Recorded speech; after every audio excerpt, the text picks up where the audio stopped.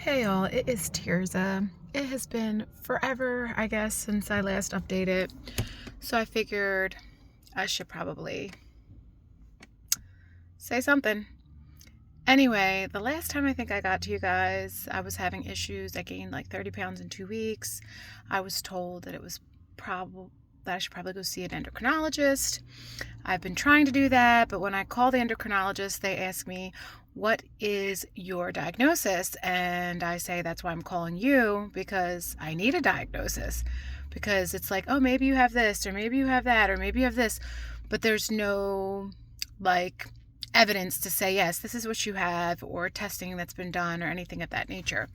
So basically, I'm waiting until I see my general practitioner for my annual appointment, which should be in April. I actually have to call because I had missed my last appointment with them in November for like a 6-month follow-up. So I never scheduled my annual physical. So I'm gonna have to do that. Yeah, so I've been just stressed out and trying to figure things out. I will say, even though I did gain a lot of weight without going off plan, I do know that I was leaning a little too heavily on like heavy whipping cream and dairy. I still have dairy, but I've been very much so measuring everything, especially since January 1st. But I've basically been back on plan 100% since December 27th. My weight that I've gained has not really come off. I did some extended fasting, and I think that maybe I was not supplementing well with electrolytes, and I got into some trouble in which I'm still not quite feeling great. So that's that. So as far as my health, I have no idea what's going on. My weight, I am 210. So I'm 55 pounds above where I was in the end of May, beginning of June. So that's a real bummer. But it could be a lot worse. I mean, maybe if I just totally gave up seeing how hard I'm working at things and nothing's happening before, would have stressed me out, but then I'd be up like another 100 pounds at this point. So that's not worth it. And also I was completely off plan from December 18th, which is my daughter's birthday, the week before Christmas, up until December 26th. So I was not measuring or monitoring, caring about carb content or any of that. And I truly paid for that. I felt really, really not well. And I know if I keep doing that, I am not, there might not be too many videos because I'm not going to survive if I keep doing this, because every time I do, I feel worse, as far as like, it's just bad. Anyway, what else? My mother, that was actually, I think, the first day of my fast. She had breast cancer surgery. She had not, she had breast cancer about 17 years ago, and she's had been in remission, or whatever you want to call it, this whole entire time. They did notice over a year ago when she went for her annual mammogram, because she had been so far with clean mammograms that she didn't have to come every 6 months anymore. She was back to going annually. And they saw something, but they weren't sure if it was just her scar tissue from her previous lumpectomy.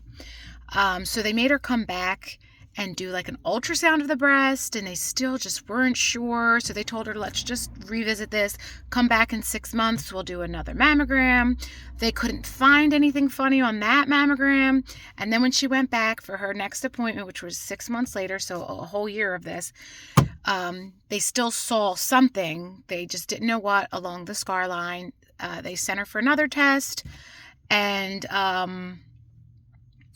basically they said, let's just not play with this. Let's do a needle biopsy. And thank God they did, because she did have cancer again. It was the same type of cancer, but she just recently got everything back as far as when they send it away for testing. So even though it was the same type of cancer, it actually was a more serious grade. They've also done genetic testing for her, which she should have had back already, but she has not gotten back, because they're learning that more of these breast cancers are actually genetic than they thought they were. That was always my assumption, because my mother's mother also had this breast cancer. My mom has now had it twice. My mother's mother has never been obese. My mother has been. And obviously, I've been obese up and down since I was about 10 years old. And I know that I have all these fibroids and I have the adenomyosis. So I knew even if it's not like a breast cancer hereditary thing per se, we obviously have problems with clearing out our hormones or processing the hormones in our bodies. And it is an estrogen-based cancer. So I just always assumed, no matter what they tell me, I consider it genetic. But we'll find out for sure. They've done some more testing. They also believe that could be the case because my uncle has had, which is my mother's only living sibling, she had a sister that was older than them that passed away as a child. Very young from a liver issue that they actually thought I had when I was born because I had an enlarged liver, but it just turned out that that was my anatomy. I was just meant to be big, even my organs. But yeah, so we'll see. But he's had prostate cancer now twice, and he's also had a melanoma, and so we'll see. I have no idea. She should be getting a call for that anytime now. They had said that the genetic testing was backed up because really she should have had it within 2 weeks, and it's been over a month, I think, at this point. So we'll find out about that.